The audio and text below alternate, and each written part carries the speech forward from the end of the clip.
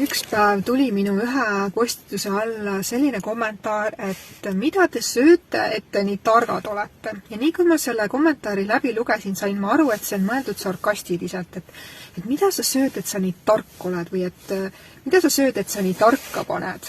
Ja siis ma vastasin sellele kommentaarile nii, et aitäh komplimendi eest, see on loomulik intelligentsus.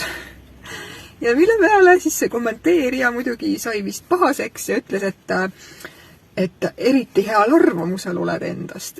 Ja ma tahan sinuga nüüd jagada, mida see täpselt tähendab. Esiteks, punkt number 1 on see, et kui sa tuled kommenteerima sarkastiliselt, siis miks sa seda teed? Kas sul ei ole tõesti oma elu, et elada oma elu? On punkt number 1. Punkt number 2 on see, et kui inimene näeb läbi iseennast või ta näeb läbi teisi või ta hakkab nägema seoseid või ta hakkab aru saama, kuidas elu käib, siis see on loomulik intelligentsus. Ja see on igaühe sünniõigus. Ja see ei ole mingi privileeg või see ei ole mingi, et ma olen nüüd parem sinust või sina oled kehvem. Ei, see ei ole see. Sest kõigil on võrdne 24/7, et ennast arendada. Ja see, kuhu sina nüüd oma aja paned, on ainult sinu vastutada. Sa kas paned selle aja sellesse, et sa hakkad ennast arendama spirituaalselt, vaimselt, hakkad tegelema enesearenguga, mis tahes arenguga. Või siis sa ei arenda ennast ja ainus areng, mida sa võib-olla kunagi said, oli koolis. Kas see on tegelikult piisav, et ennast arendada edasi? Minu arust ei ole.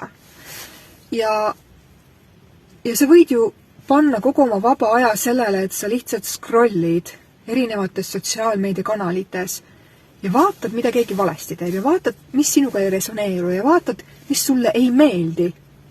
Et sa saaksid jälle olla samas kohas, kus sa oled siiani olnud, et mitte muutuda.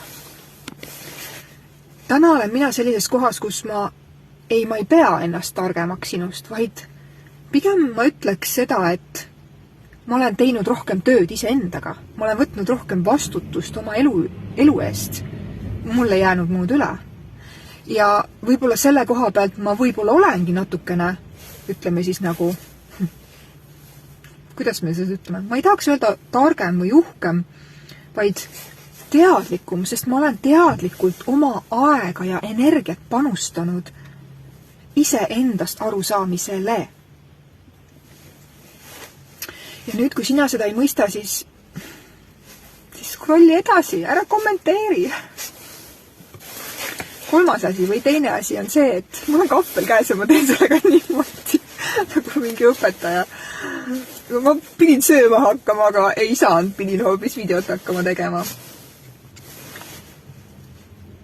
3. asi on see, et ma ütlen, et see on loomulik intelligentsus. Loomulik intelligentsus on oma elust arusaamine. Loomulik intelligentsus on iseenda tervisest arusaamine. Loomulik intelligentsus on oma sümptomite juurpõhjuste läbinägemine, seoste läbinägemine, arusaamine, tervendamine. Loomulik intelligentsus on see, et sa uurid lisaks. Loomulik intelligentsus on see, et sa arendad ennast kõrvalt paralleelselt edasi ja võtad vastutuse ise oma elu eest. See on loomulik intelligentsus. Ja viimane asi, kui seda kommentaari nii-öelda lahti kodeerida, siis te olete jõle heal arvamusel endal. Mida see tähendab? Mida see tähendab? Või see ütlus eestlaste seas, et ta arvab endast liiga hästi. Aga kuidas sa endast arvama peaksid? Kas sa peaksid endast halvasti arvama? Kas see on okei arvata endast halvasti, et siis ma olen ühiskonnas soositud ja siis ma saan koos sinuga kannatada? Minu arust peaks iga inimene arvama endast hästi, võimalikult hästi. Iga inimene peaks endast lugu pidama. See on loomulik. Loomulik ei ole iseendast halvasti arvata. Eesti keeles on nii huvitavaid ütlusi ja nii huvitavaid ütlusi, mis on tehtud uskumusteks, et ta arvab endast nii hästi. Aga kas ta peab endast halvasti arvama? ma tahan, et ka sina endast arvaksid hästi. Ma tahan, et ka sina ise oleksid iseenda kõige suurem inspiratsioon. Ja niimoodi, et su tass ajab üle ääre, et läbi selle sa saad inspireerida ka teisi.